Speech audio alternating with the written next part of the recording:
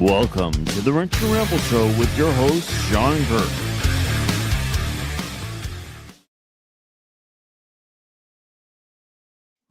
Hey, Shawn, how you doing tonight? Good. How's it going? Good. Just got things set up and together here, and I know we're having a little bit of technical difficulty, but we're getting it worked out, and we're going to change some things up next week to try and make things work out even better for this show here. So we'll go ahead and get started tonight. And do you have anything you want to throw out there, Shawn, before we go for the tool of the day? Did your team lose their game? That's why we're late, because Kirk wanted to stay and watch his game. 25-24. Your team or the other? They won. Okay, good. Yeah, so it's a good night here. I hope it was worth it. It was. Everybody can send me hate mail if they want. That's fine. It's on me. So, all right. So, should we go ahead and get started with tool of the day? Yeah, go for it. Poor Chris. He's staying up watching our show. Kirk's punishing him, making him stay up late. Sorry, Chris. Okay. We don't have a night game next week, so we'll be all good. We'll be right on time at 9 o'clock next week. So here we go. Tool of the day. It's that time for Tool of the Day.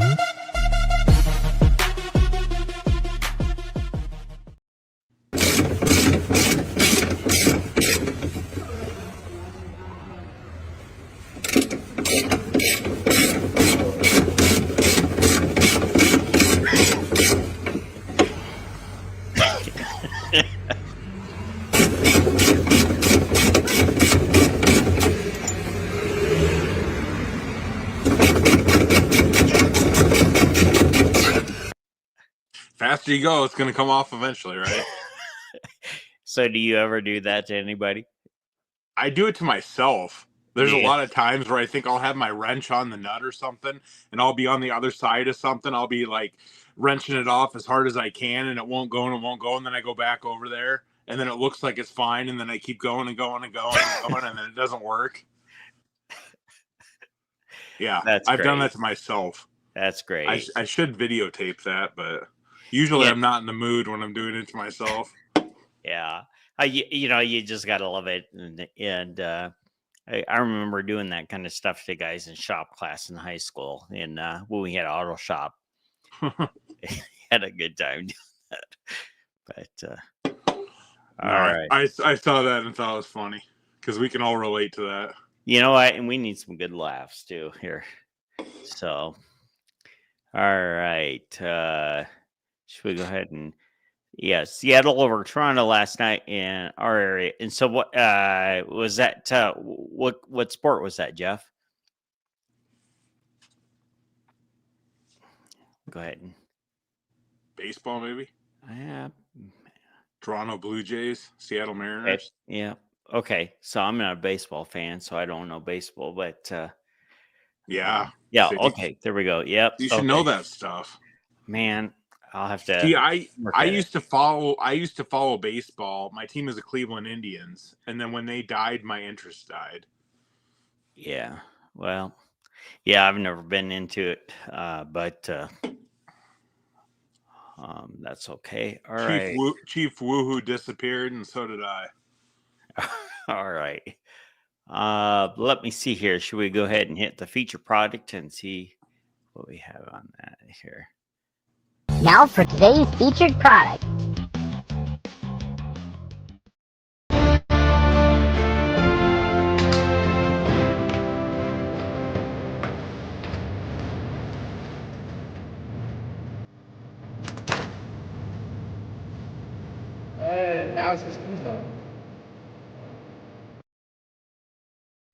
So, if you don't know what this is, it's a zero-turn mower that converts over to a walk-behind mower, a stand-up mower. So it's pretty cool. I've never owned or used a DeWalt mower before, but that's pretty innovative. So I could see a definite use for that. I would have used it back in the day. You want to get lazy, you do the zero turn, and when you got to do stuff that's a little bit more dangerous and sketchy, then you do the walk behind. What do you think that mower costs? Oh, geez. If it's gas, probably $15,000 to $20,000 now. Wow. Back in the day, I could get a nice zero turn for like 8 or 9. Uh-huh. Everything's just ridiculous now. You pretty much doubled the price in the last 10 years. I mean, it's stupid money what this stuff costs. And, the lawn care business, I don't know how they get off charging that much for lawnmowers if you weren't doing like huge properties. Because if you're doing like, quarter acre, half acre residential lots, you're going to be charging, $45, $50. You know how many yards it takes just to pay for that mower, a payment, let alone anything else? I mean, So that's do, just, do you that's think the ridiculous. reliability of that machine is going to be high quality, or do you think that having the conversion and everything, and being able to use it both ways puts more into the it? more the Things more go part the wrong. more parts you have on anything, the more parts there are to break. I mean, that's Right. the general rule of thumb. The Right. simpler stuff is, the less stuff is going to break on it. So Yeah. I Yeah. wouldn't. I don't know. It depends who's doing it. If you have employees that care, stuff can last a long time. If you have a bunch of people that don't give a crap, I mean, they're just going to ram it and beat it no matter what it is. So it's not going to last forever either way. So Now, do you think I could run that machine? I think that you could probably run it if it was sitting in park. Thanks. Like in that showroom there, you probably couldn't get it outside. I think you'd struggle on the grass a little bit, but Yeah. I mean, training wheels, you got to start somewhere. You're right. Okay, so let's go for this and that here. Let's see what.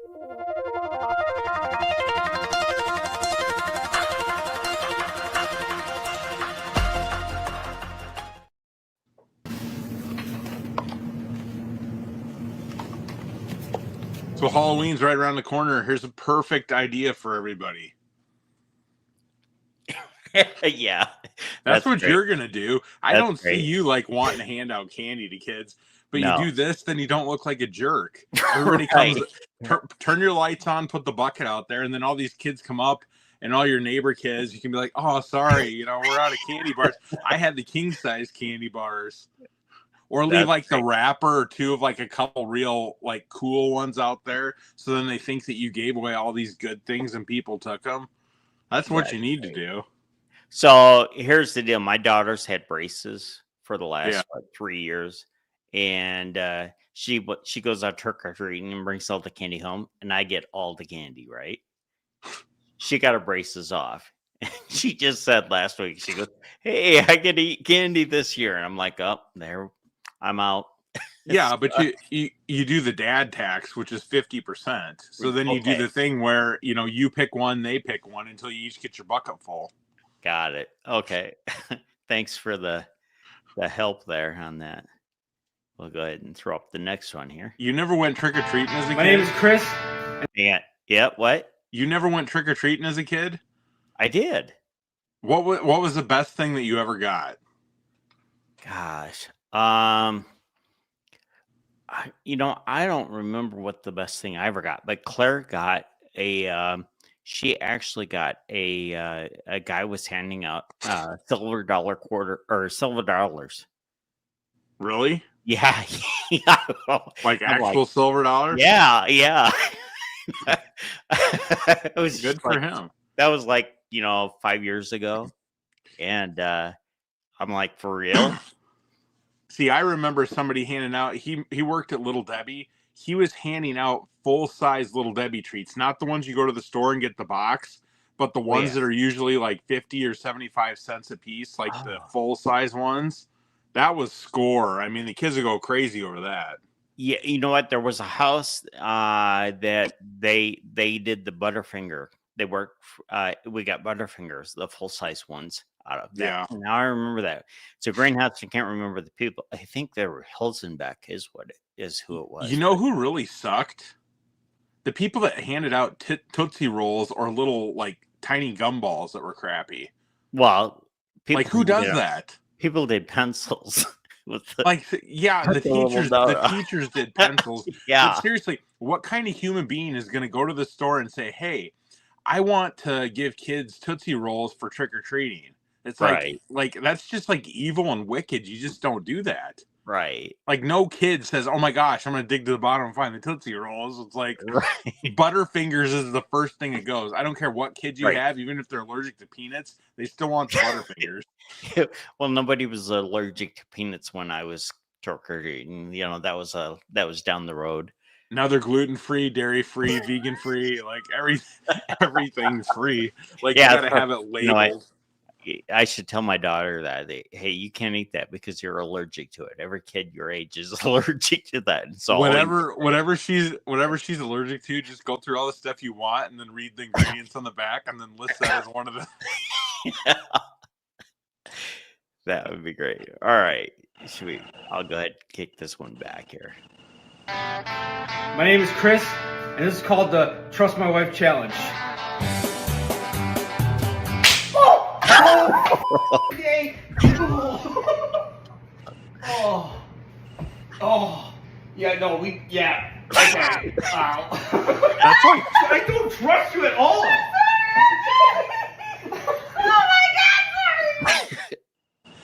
like I don't know like My name- how he would even think that she has that good of aim unless she's like a circus worker or something. I mean, that she's gonna smack you in the face with that. Gosh, my ex, my second ex-wife, she took the remote and she was sitting there, putting it right in my face, and she was going back and forth. And she just all of a sudden whacks me with the remote. I swear to God, she did it intentionally, but Probably.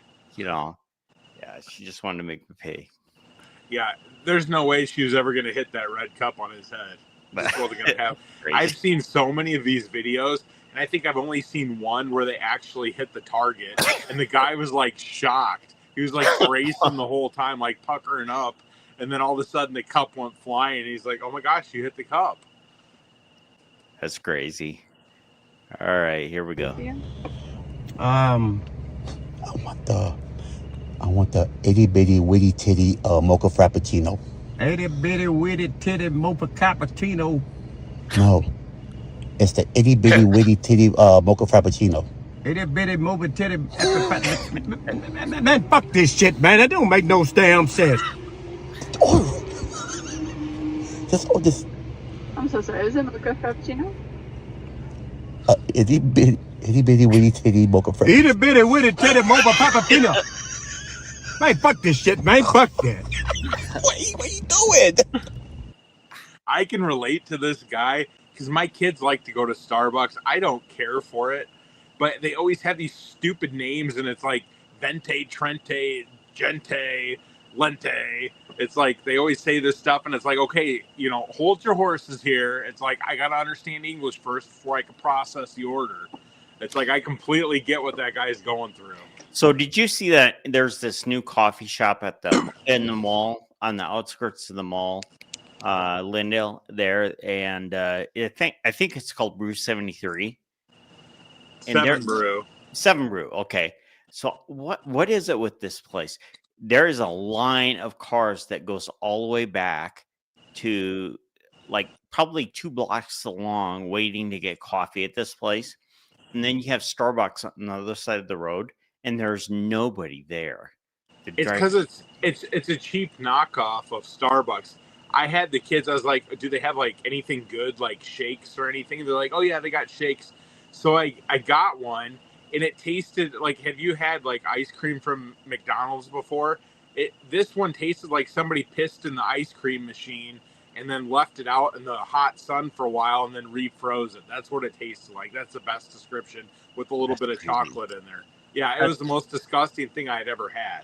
I mean, I actually tonight I stopped at Five Guys and got a burger, and literally the line is still like it. I went at halftime, and there was still a line of cars waiting to get into this place. Yeah, Five Guys, they have excellent shakes. They're really good, really creamy. But that 7 Brew, man, it was the nastiest thing I'd ever tasted. And I was like, what is all the hype here? They're like, well, it's cheaper than Starbucks. And I'm like, I'm not going to pay for this. It was that bad. I'm not going to ever go there again. I'm like, I would rather pay more and go somewhere where it tastes good. They have 2 lanes going in there as well. It's just it's crazy, but whatever. Yeah, there's so much of that crap on every corner. It's like there's coffee shops, there's drink shops. But why would you wait a half an hour to go there when you could go across the street to Starbucks and there's no cars in line? Because they probably don't want to order a vente tente little titty bitty itty bitty. I personally wouldn't go to either, but I'd go to Quick Start and use their I like chai, hot chai, and Quick Start actually has the cappuccino chai machine. Yeah. They have the best chai. It's like unbelievable, tastes good, and it doesn't have the espresso taste that comes off of the machine. Dumping it, it actually tastes like it's supposed to. See, they used to have a Scooter's Coffee in town before, not Scooter's Coffee, but Coffee Smith's before Scooter's bought them all out. Right. So Coffee Smith's was really good. Right, but Scooters, they do the same thing that Starbucks does, and and their chai is like tastes like espresso. It's crazy, but anyway. Yeah, that's all right. gross. I'm not a coffee drinker, so I wouldn't like that at all. All right, let's go to the next one. Oh, I thought of you when I saw this.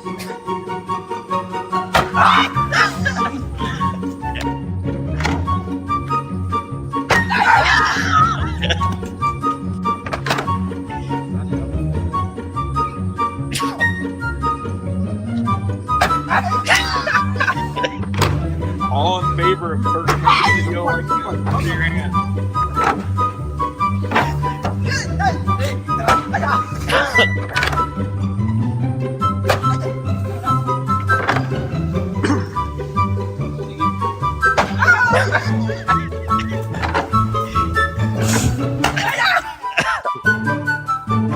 That's a huge water jug. It is.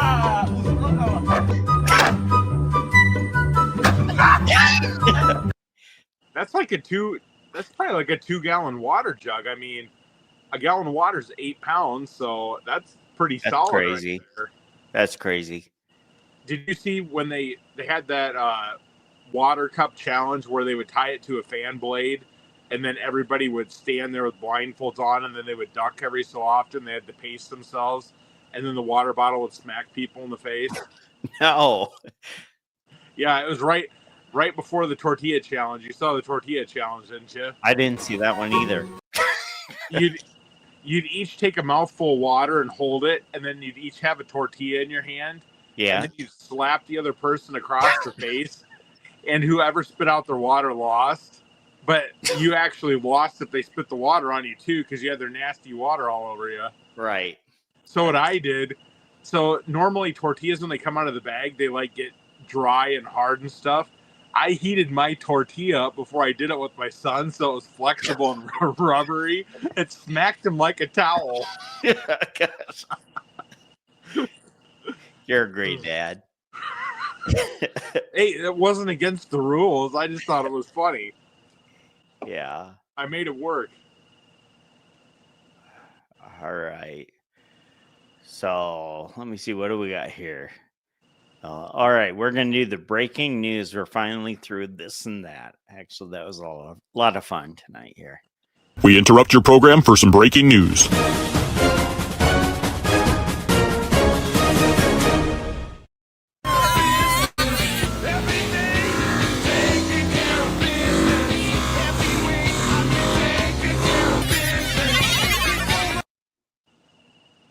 That's wild. Yeah, so I guess that's what they call a barber chair, where it splits in the middle, and then it can come back up and smack you in the face. So, I mean, that wasn't like something that the guy screwed up. That was just a matter of the log having a split in it, and it happened to kick back like that, and he could really got hurt bad or died. Yeah, well, that's really wild. So, good thing you got out of the way. It just shows how dangerous doing tree trimming and logging is. I mean, it's one of the most dangerous professions with a high fatality rate too. That's wild.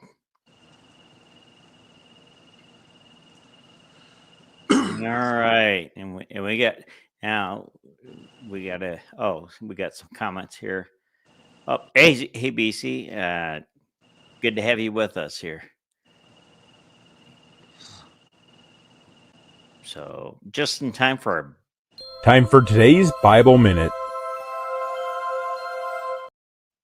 Lead your family, Satan will. If you don't lead your company, Satan will. If you don't lead in the ministry that God has given to you, Satan will. Most men's sin is not what they do, it's what they don't do. And it's not what they say, it's what they don't say. Most men are cowards. And in Revelation, it's really interesting. There is a line that talks about all the people who won't make it into heaven, and it includes the cowards. You can be a coward or you can have Christ, but you can't be a coward and follow Christ. Satan will rule the world if we say and do nothing.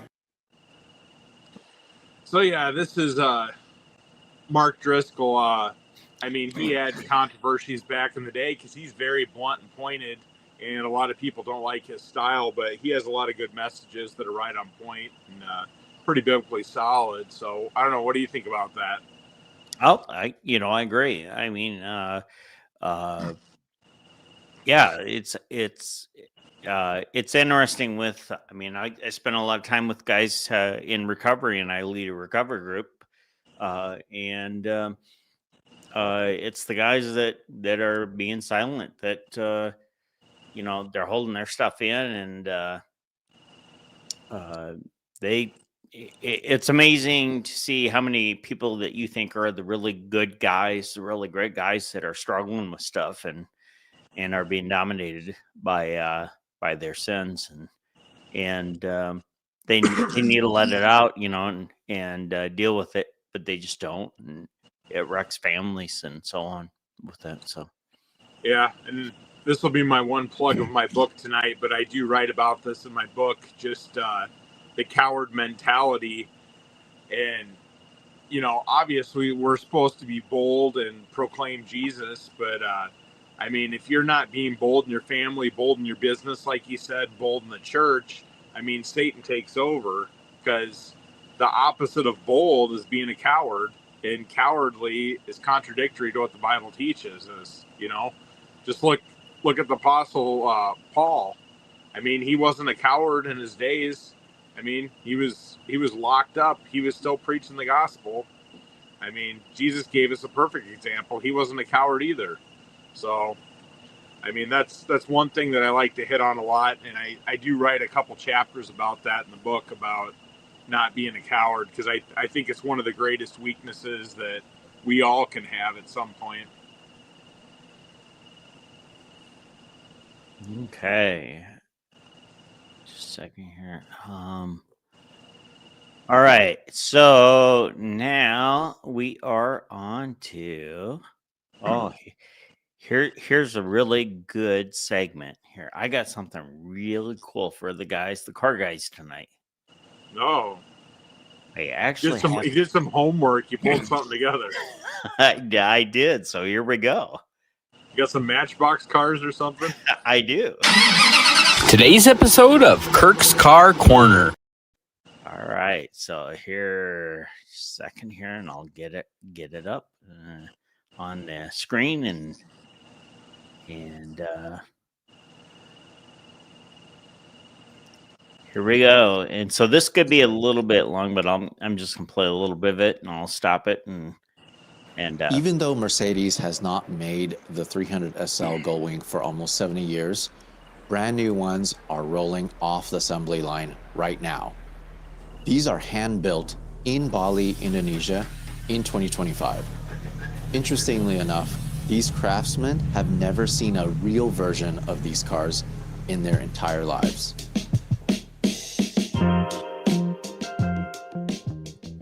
Mr. Puji originally started Tuxedo Studio because he wanted... Okay, so I'll kind of stop this, and we'll try and go through it a little bit fast, but this is really interesting. I don't know if you guys have seen the Mercedes Gullwing, but the Mercedes Gullwing, these cars go for millions of dollars for the original cars. And this guy, he's never seen the cars before. What he does is he's got like I think 4 or 5 different models of cars that he does in Indonesia, and he takes these cars. He takes pictures off the internet, and he tries to get the specs, and he builds these cars. They hand build them to the manufacturer specs. So the metal, they roll the metal, and he's got a whole team of people. They build everything down to details of if a grill is made out of brass and then chromed, they actually do all the welds and all the bends, and they build the dash. They build all the gauges. They do all the interior parts. They do the lens covers, the pop-up headlights, like the car that he has in the back. That's actually a Datsun car that is it's a GT car, and it's incredibly rare and expensive, and it's amazing the detail this guy does on these cars and how beautiful they look. To build these dream cars. So does he have to have like trademark rights to this stuff, or how is he doing it without getting in trouble for copycatting? They're in Indonesia, so I think they get away with it in Indonesia. And Indonesia doesn't allow any cars to be imported, so they're building all these cars. Now they do Mercedes. They do have Mercedes because like the power plant in these cars are updated modern power plants. But so look at this model, like these 3D wooden boxes. So they build the cars 3D out of the wood, and then they do wireframes, and they start rolling all the sheet metal and start fitting it into the wireframe, and it's incredible.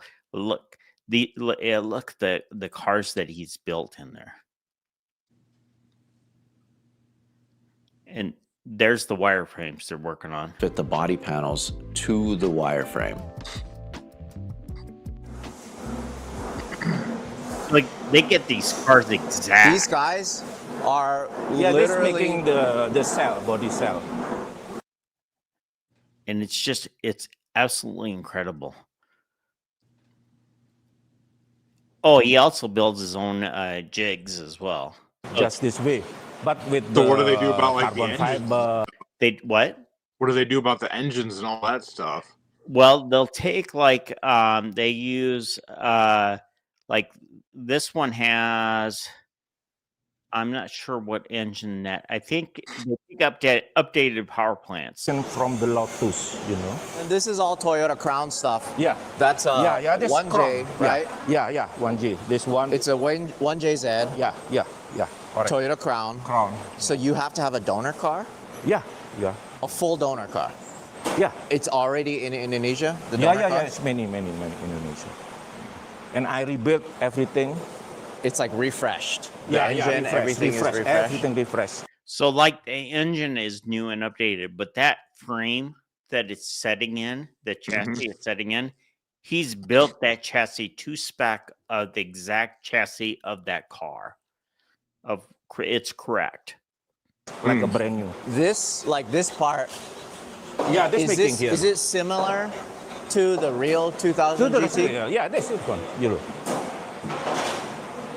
This I get from Japan.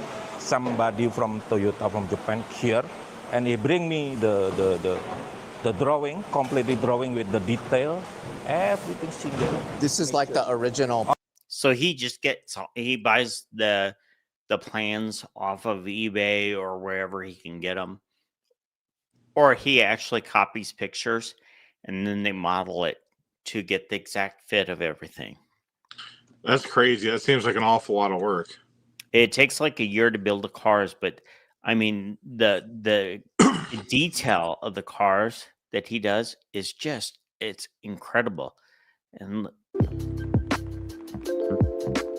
Indonesia does not have a huge automotive industry, so it's very hard to get the fabrication tools necessary to build these vehicles. So what do? They make it themselves. The love and passion for what they're doing here is heard loud and clear. We headed over to another station where the windshields are attached onto the chassis, which brought us to a Mercedes 300 SL Gullwing mid-process. you have to making this tool, because when you done making this tool, usually when the body finish, the glass cannot fix. Right, because there's some kind of warping. Yeah. Why did you want to build these out of aluminum versus steel? To make the car lighter. Is it more difficult to use aluminum? Sure. Because with aluminum, to weld the aluminum is more difficult than the steel. Yeah. And the process to weld the aluminum, So I just think this is so incredible. I would love to have one of these cars that he's doing. They probably don't allow those to be imported, do they? I don't know. But even like, look at the gauges. He's building the gauges. Everything is, Right. Yeah. You can't just use something off the shelf. Yeah. This, nobody sell this ring, so we making this ring. And this one, the front. Yeah. Yeah. The headlight cover.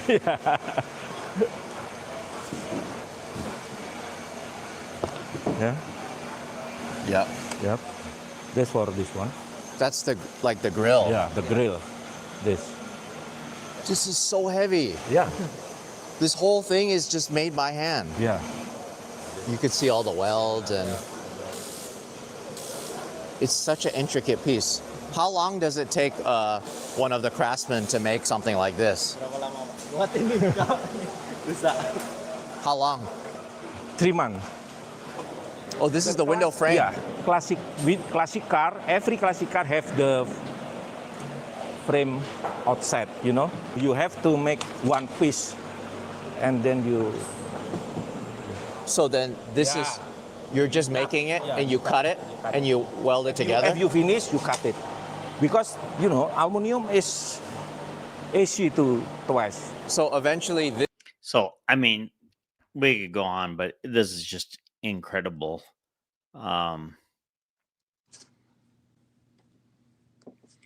So they just make every single piece to fit for the car they're doing. They don't have like a mass production factory that makes all the extra parts. They make it all right there.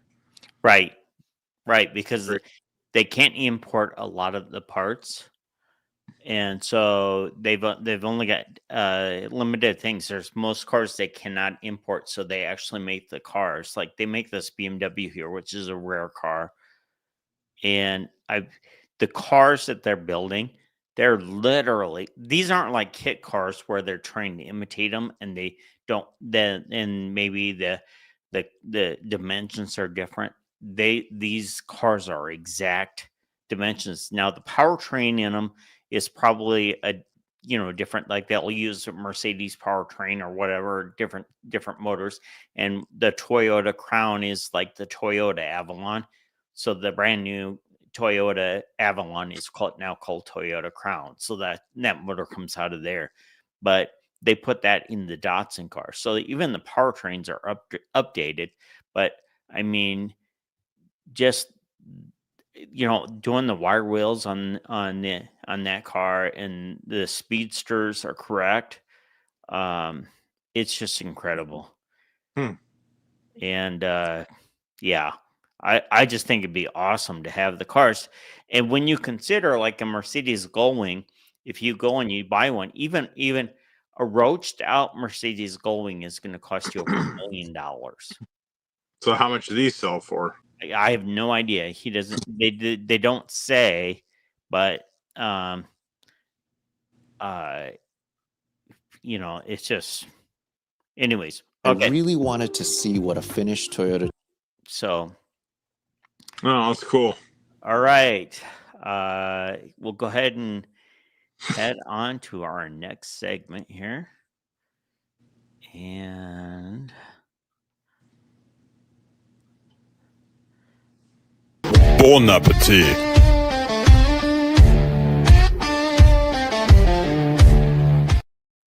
Let's jump into this 24-pound double smoked pulled ham. Yes, normally your hams are sliced, but we're going pulled, but this takes a lot longer to do.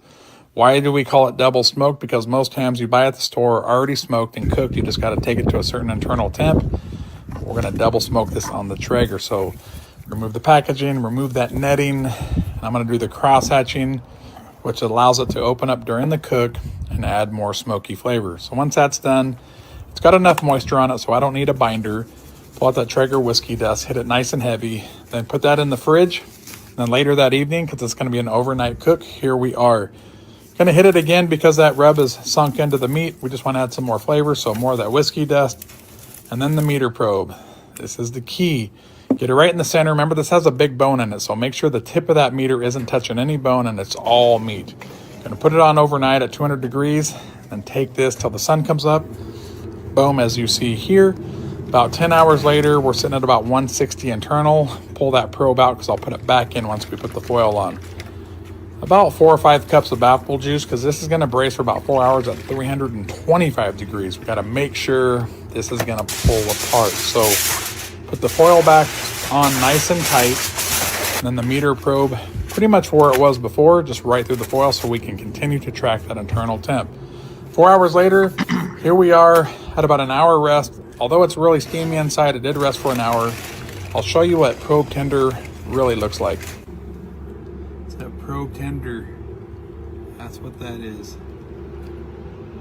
Probe. Oh, I can feel the bone right there. But that is probe tender. Wow, that looks really good. Yeah, you can see that this is extremely tender. We'll remove it from the pan. Don't throw any of those juices away because you can add that in case it was dry, but I promise you this ham was not dry. You can use that juice to flavor that meat up. And so now it's time to just pull this. Everything's going to shred, almost like a pork butt, but it's like awesome ham. Look at the bone come right out. When you know that the bone is separating, you're good to go. And these strands of ham are insane. But yeah, as per usual, send it down the hatch. This cook is always a fun one. Sweet. Doesn't that make you look hungry? That's yeah. yummy. Yeah. I wish I could smoke like that. I need to spend more time doing it. It's just you really gotta baby that stuff. And I'm working all the time, so I'm not here to sit and play around with the smoker at all. All right. So yeah, that looked really good, and that would be enjoyable. That's for sure. So, well, you know what? Let's talk about some kings. Why don't we here? Current politics with Shawn and Kirk. What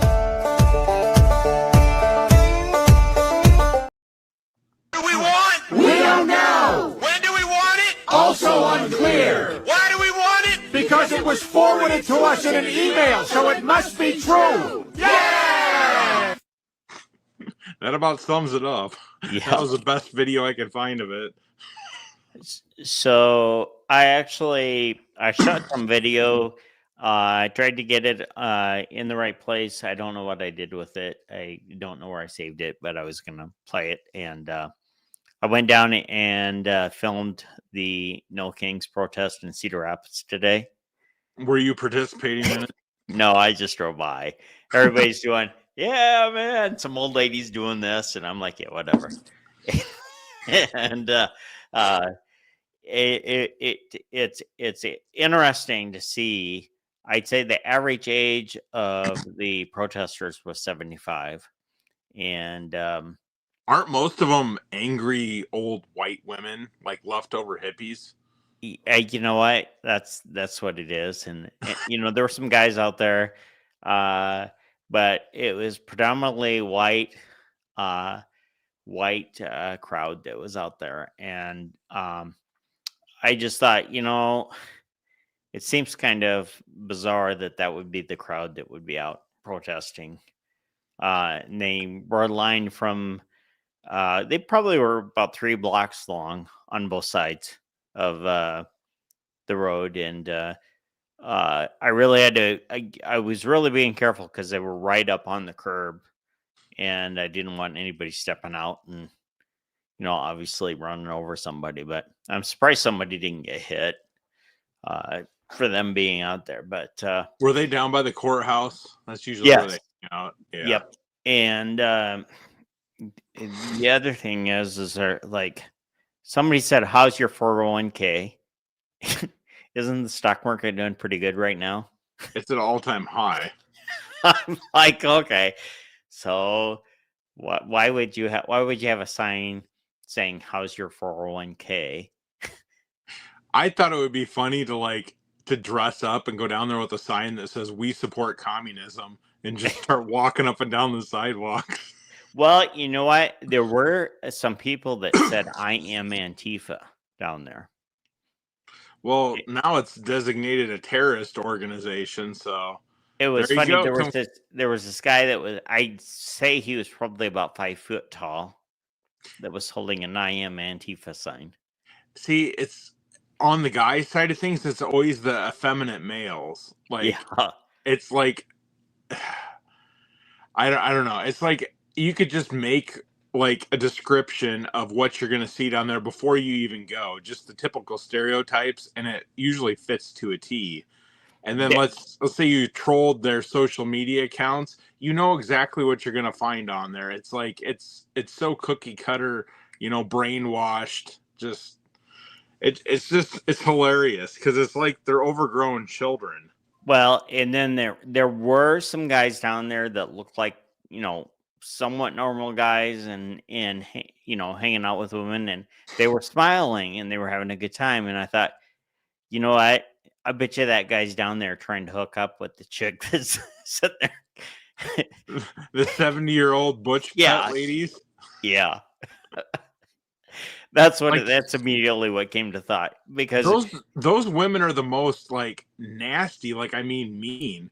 When you see them out in public, just how they treat people, going to the grocery store and stuff, they're always cranky. They're always pouty and bitchy and mad at something. They're just not happy.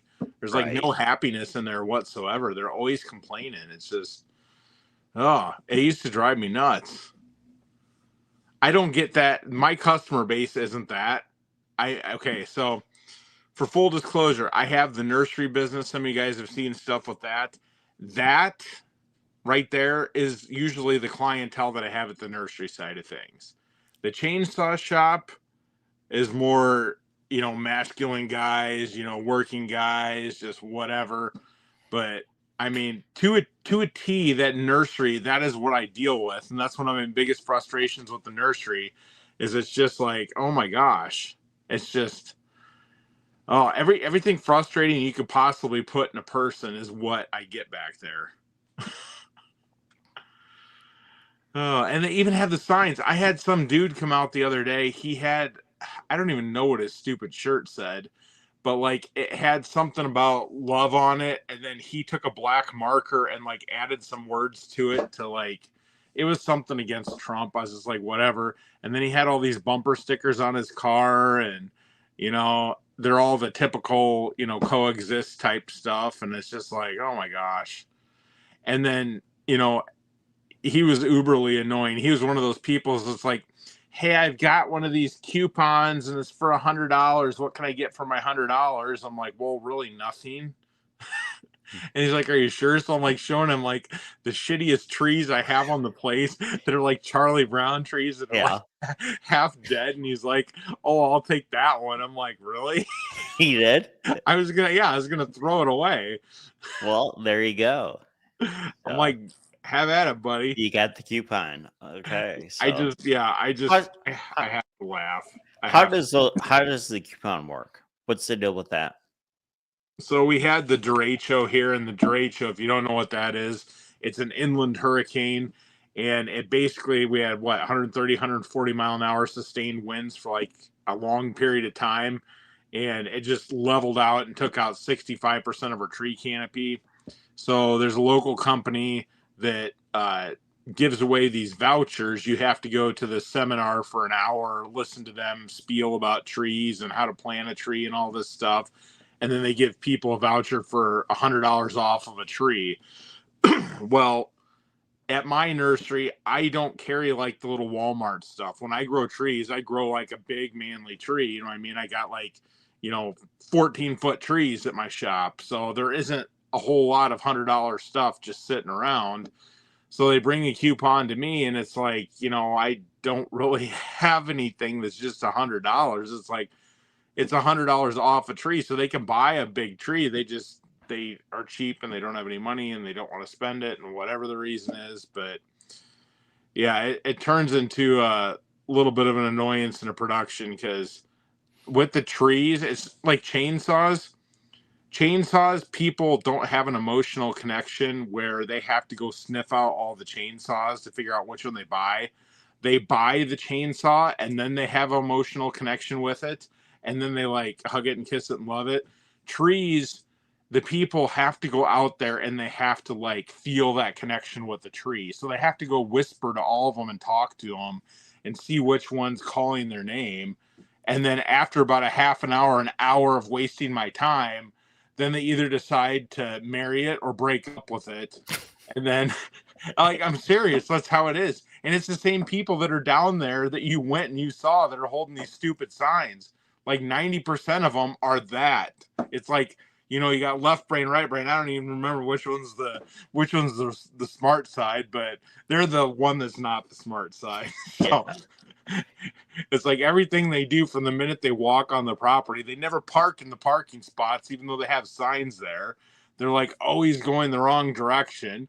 Like they're the people that I literally have to hold their hand because when we spade trees, there's holes where we took trees out that are in rows and they start wandering around like farm animals. Like they're going to fall in these holes. It's like, okay, I can't just go around and fill the holes every time I take a tree out of it. You just stay in the rows and you're fine. And it's like they just start grazing like cattle all over the place. And I'm like, oh my gosh, just stay in the rows. Stay in the rows. I have it all mowed and manicured so you can see where you're walking. Just don't go outside of those areas. And they're just like, their heads in the air, like looking around, you know, like aliens and stuff. And then like all of a sudden it's like, whoop, there goes grandma. She just fell 3 feet in a hole. Have you had anybody fall? I've had people fall. Just, oh my gosh. I had some guy, this was like last year. He was like so elderly and handicapped. He had like a walker and stuff, and he drove there. It took him 10 minutes. I am not kidding because I went back to security camera. It took him 10 minutes to get out of his car, get to the back trunk to take his walker out. 10 minutes, 10 solid minutes. Like he moves slower than you do. And so 10 minutes, he gets his walker. I have a gravel parking lot out there. He's like creeping this thing along. I'm like, dude's going to face plant because he's on gravel before we even make it to the field where the trees are. And I was just like, okay, let's just do something here. What are you looking for? I'll go take pictures of it to you and bring it so that way you don't have to go out there because you're not going to make it that far. I mean, it's like 100 feet away from the parking lot, and he couldn't make it to his trunk in under 10 minutes. He ain't gonna make it to the trees by sunset, let alone back to his car. So I don't have that kind of time to dedicate to introducing him to all of my tree friends that are out there. So I was like, just let me take pictures and then I'll bring them back to you and then we can do. So I went out there and took a whole bunch of pictures. He still hadn't made it back to the driver's seat yet after he put his walker back in his car. And I took probably 20 pictures walking through my field, and he still was on his way back around the side of his car trying to get into his front seat. So like, did he fall in love with the tree? Well, he had to think about it because he wasn't sure. Okay. He wanted something big because he thought he was going to die soon, but he didn't have any money, so he couldn't get something big. And then that's usually the problem because it's like, okay, that's like not how it works here. You don't go to the parking lot at a car dealership and say, hey, I want the nicest thing you got on this lot. And then they show it to you and you're like, well, I got $100. What can that get me? You know what I mean? It's not like, you know, Cousin Eddie where he just rolls up in his camper. It's like, that's what these people do. It's like, it's a completely different business than the chainsaw shop I'm in. Just like how they interact, just like their expectations. It's just a very frustrating business. Didn't used to be like that, but that's what it's evolved into. I don't know if it's just the area that we live in, but man, it is rough. It really tries your patience. All right. Should we go on to the money segment? I think you'll like this one. You probably didn't watch it yet. All right. Nope, I didn't.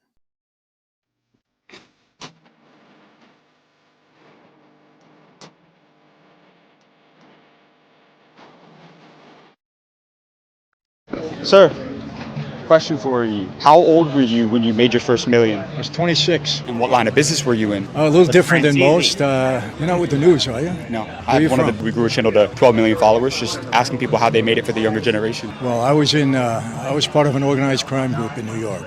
Organized crime? Organized crime. Mafia. You were in the mafia? Yeah. How did you get into the mafia? My dad was the underboss of one of the major families, the Colombo family, and my dad proposed me for membership. What's the most amount of money that you made in a single day? Well, let's go for a week. I mean, $10 million in a week. How is that possible? We were defrauding the government out of tax on every gallon of gasoline. And I was selling 500 million gallons of gas a month. Could we interview you for a minute real quick? As long as it's helping the kids, yeah. Is that cool? Yeah. What's the lesson about business you learned from doing business in the mafia that school will never teach somebody? Well, there was a guy that was really in bad shape. I gave him a job. I gave him $3,500 a week back then to go to gas stations and collect my money. Somebody handed him a paper bag, they brought it to me. That was it. After about 6 months, he came to me and asked for a raise. And I said to him, I'm doing you a favor. Well, your problem is you're counting the money in the bag and looking at how much money I'm making and think that you deserve that. I said, so you're fired. But it taught him a lesson.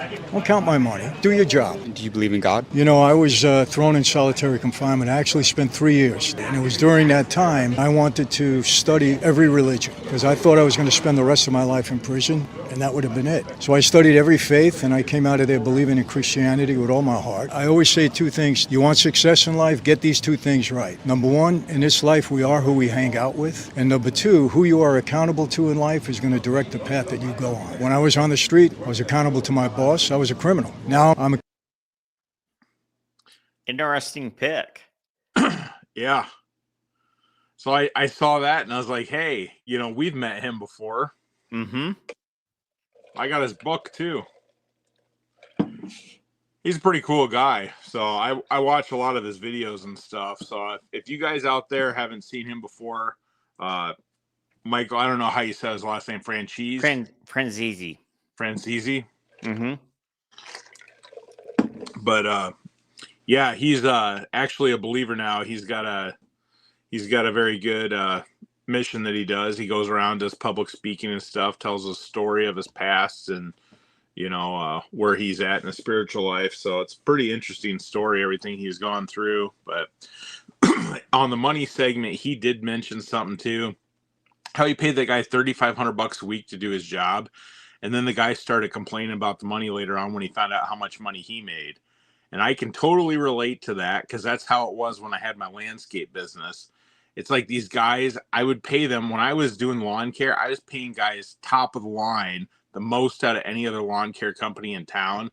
And they would still bitch when they found out how much I was making on stuff. And it's like, okay, you don't pay the insurance, you don't pay the gas, you don't pay the equipment loan payments, you don't pay for the property tax, you don't pay for the payroll, you don't pay for the Social Security, the Medicare, the unemployment, the workers' comp. Like, you just make a huge list, but yet they think they're entitled to more. It's like, it just didn't make any sense. It was just very frustrating.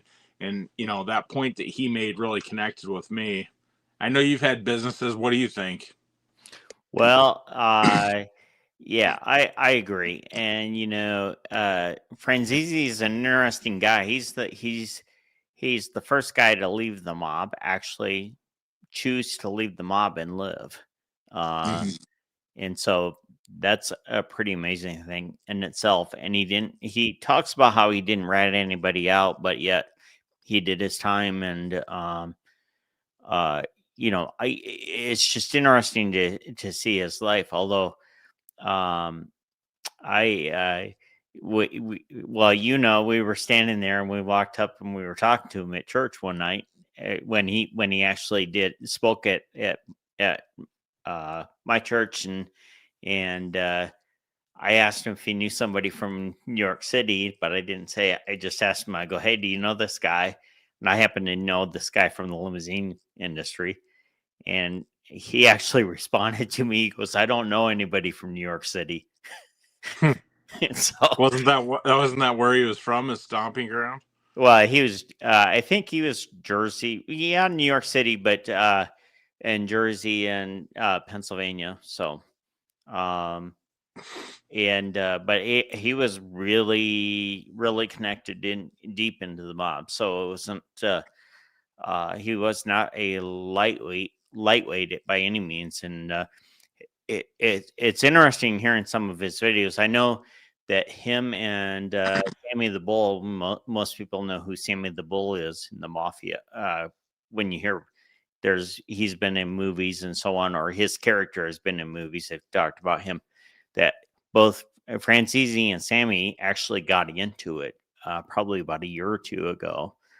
And there was a big controversy between those two. But Francesi, he's really stayed solid. I think he lives out in California now too. Yeah. But anyways, and he does have a message that, on faith and following Christ that is just really solid. And so appreciate that for him to be able to do that. Yep. Yeah, that's how you like that video down memory lane. Yep. So anyways, let me see. What else do we? I think that's it. Yeah, I think that probably should wrap it up. So anyways, gosh, great night. Football team won. Baseball team won for Jeff. Sean's having a good time laughing tonight. we need some laughs, It's fun to have some lightweight conversation in there. And so yeah, we're working on a couple things. The auctions, we're actually going to do a plant auction and auction off most of my plants that are left. So that'll go live. Can't ship any plants, but if you guys are local around here, you're more than are welcome to come by and pick the stuff up if you want to buy it local. We'll do some other state stuff. I know Kirk's got some stuff in the works. And then that service manual that I put together for non-start issues, I got that thing up on a Shopify store. I'm going to post that live probably in a couple weeks here. I'm in the process of getting some t-shirts and stuff, some coffee mugs. So once I get all that stuff put together, I'll just roll it out at once for you guys. So if you guys want to support that, I'll post that link probably next month. Another thing that I want to do on the Wrench and Ramble show, at the end, I'm going to have probably 5 or 10 minutes, depending on how many people are here, where, I can donate some of my time to answering your questions. But on the other hand, if you have technical questions and you want to pay for answers, like if you want me to go in and find specific parts and give you specific diagnostic stuff, I'll do something cheap, like $5 for ask a question of a mechanic, something like that. If it's just general stuff, obviously I have no problem sharing that with you, but that would be a way for you guys to get some technical questions answered if you were looking for answers on some of your equipment. I know some of that stuff's really hard to figure out, and I've got a wealth of knowledge that I'm able to share with you guys in the videos and stuff, and then other stuff I gotta pick the brains of other people that are smarter than me to get the answers. So that'll be a thing we can do in the future too. But you got anything else, Kirk? I think that pretty much does it. Although I guess we do have a new name for our high bid auctions. And it's Vernon Valley Auctions is what it is. And so we'll be putting up a tie-in to our website going live this week. And so you'll be able to go on to our website. There's nothing there right now, but it will go live this week. VernonValley.auction will be the web address. And so by next weekend, we will have that up there. So yeah, and when we start running some of these other auctions for stuff that we can ship, you guys are more than welcome to buy stuff on there too. I'll probably roll in some like used saws and different stuff. So if you guys are interested in that sort of thing, we'll put some cool stuff up there, and that's stuff that you guys can bid on too, and we'll be able to ship that out. So just keep that in mind as well. Hey, BC, thanks. We appreciate you, and enjoy your beer.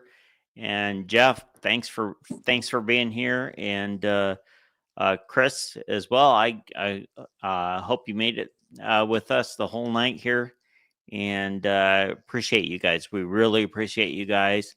And we look forward to doing another one next week. And we're going to keep on working at making our episodes better. If you have suggestions, drop a note. We'd love to hear it. Yeah, just thanks, guys. We appreciate it. Yeah, you guys have a good night. Appreciate you guys tuning in. So we'll see you. Yep, have a good one.